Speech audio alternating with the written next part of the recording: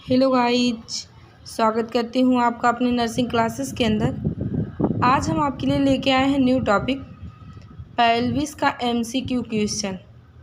इसके बारे में हम डिटेल से बात करेंगे, लेकिन इससे पहले अगर आप मेरे चैनल को सब्सक्राइब नहीं किए हैं तो प्लीज़ मेरे चैनल को सब्सक्राइब करें और बेल आइकन को दबाना बिल्कुल भी ना भूलें, ताकि रेगुलर नोटिफिकेशन आपको मिलती रहे। तो स्टार्ट करती हूँ। आज की क्लास है पेल्विस, ठीक है। देखो, the pelvis consist of number of bones और यानी श्रोण में हड्डियों की संख्या होती है। पेल्विस में हड्डियों की संख्या कितनी होती है, ठीक है। इसका आंसर आप लोग को बताना है कि पेल्विस में कितने बोन प्रेजेंट होते हैं, ठीक है। 3 बोन होते हैं, सेकेंड है 2 बोन, थर्ड है 4 बोन और फोर्थ है 5 बोन। कितने बोन होते हैं, इसका आंसर बताओ।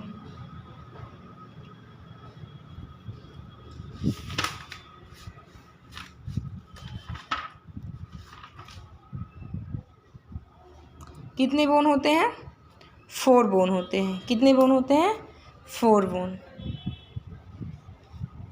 देखो, 4 बोन इसलिए होते हैं, देखो, pelvis is the bony compartment which mainly consisting of 2 innominate और हिप बोन्स। देखो, श्रोणि हड्डी का भाग है, जिसे पेल्विस क्या है, बोन का एक भाग है, ठीक है, जिससे मुख्य रूप से 2 इनोमिनेट या कूल्हे की हड्डियां होती हैं।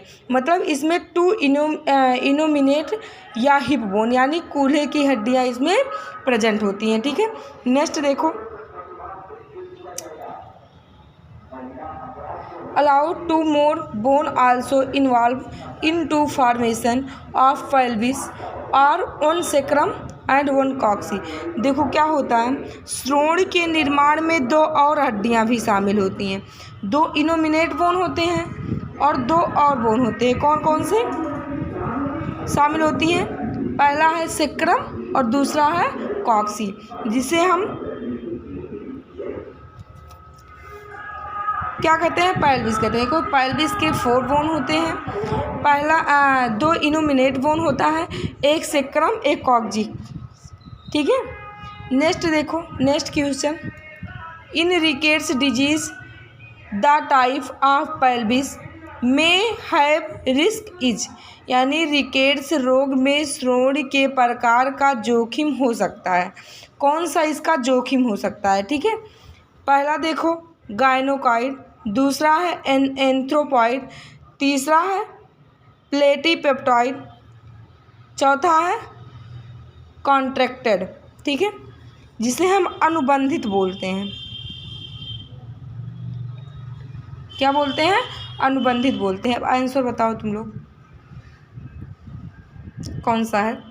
यही बताना है कि जो श्रोण होता है, जो बोन होता है, इसमें रिकेट्स रोग किसको जोखिम कर सकता है, कौन सा जोखिम होता है। गायनोकॉइड होता है या एंड्रॉइड होता है या प्लेटीपेप्टॉइड होता है या अनुबंधित कॉन्ट्रैक्टेड होता है।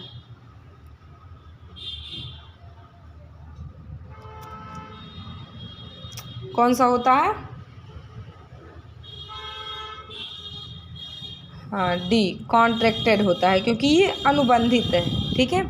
नेक्स्ट देखो, इसी में contracted pelvis means a pelvis in which are more of the principal diameters और reduce to a degree that occurs difficult labour. यानी क्या है, जो सिकुड़ा हुआ श्रोण का मतलब एक श्रोण है, ठीक है।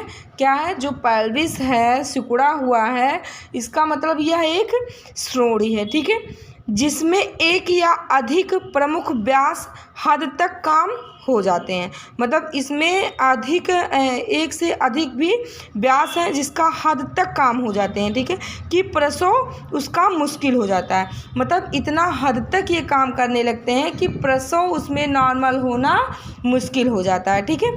देखो, pelvis Deformity like contracted pelvis may occur in women which rickets disease which may occurs problem which child birth, यानी कि जो रिकेट्स रोग से पीड़ित महिलाओं में सिकुड़ी हुई श्रोण जैसी श्रोण विकृत हो सकती हैं, जिससे बच्चे के जन्म में समस्या हो जाती है। मतलब इसमें कुछ क्या होते हैं, विकृतियां आ जाती हैं जिसमें नॉर्मल डिलीवरी करना आसान नहीं होता है। ठीक है, नेक्स्ट देखो, next question, in following which is the highest diameter of pelvis, यानी निम्नलिखित में श्रोण का व्यास सबसे अधिक कौन सा है। ठीक है, एंटीरियो पोस्टीरियर, लेटरल, ऑब्लिक्यू, ऑल और इक्वल, मतलब इसमें सबसे लंबा व्यास किसका होता है। आंसर बताओ।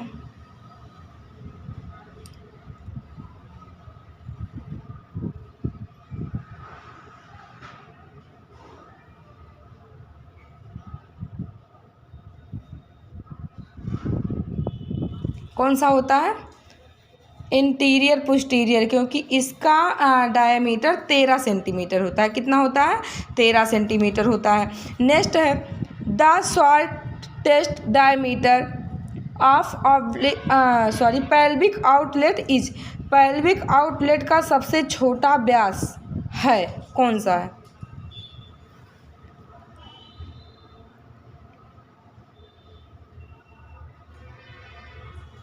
कौन सा है, ऑब्लिक्यू, बिसिपनस, इंट्राट्यूबकस, ट्यूबरस है, एंटीरियो पोस्टीरियर, कौन सा है।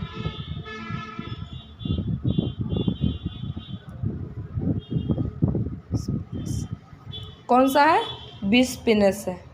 सबसे पेल्विस के आउटलेट का सबसे छोटा व्यास जो है बिस्पिनस है। ठीक है, नेक्स्ट है true pelvis is also known as, true pelvis को इस नाम से भी जाना जाता है। और किस नाम से ट्रू पेल्विस को जाना जाता है।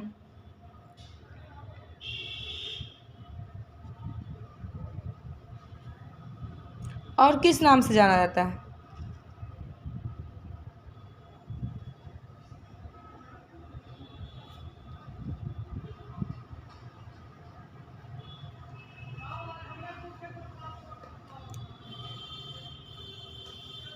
किस नाम से जाना जाता है,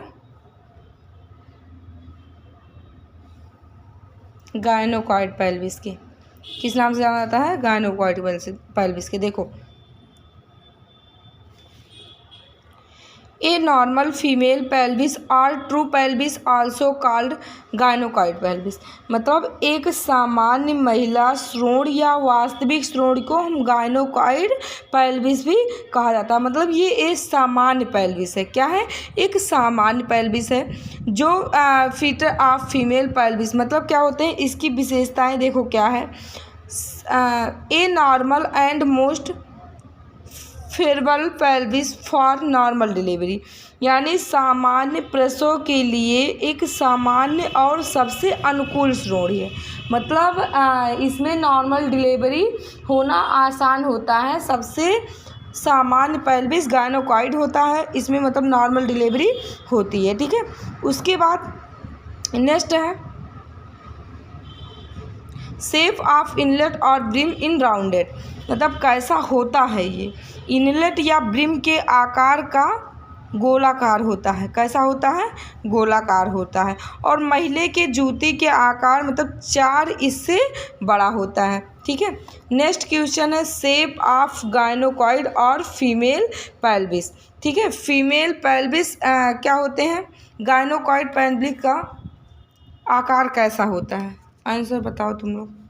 आंसर नहीं लिखे हैं, बताओगे क्या, बताओ। अभी तो ऊपर बताया है किस आकार का होता है।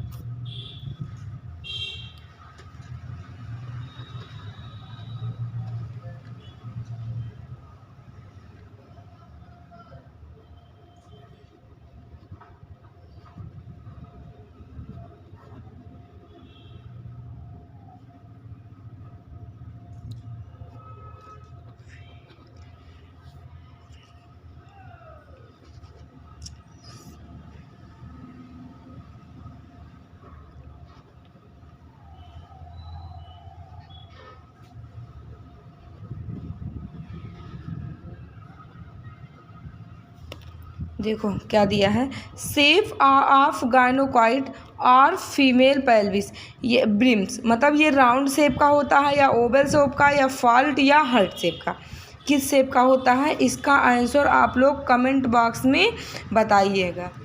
Thank you. अगर मेरा पढ़ाया हुआ आप लोगों को समझ में आ रहा है तो प्लीज़ मेरे चैनल को सब्सक्राइब करें एंड वीडियो को लाइक करें। Thank you.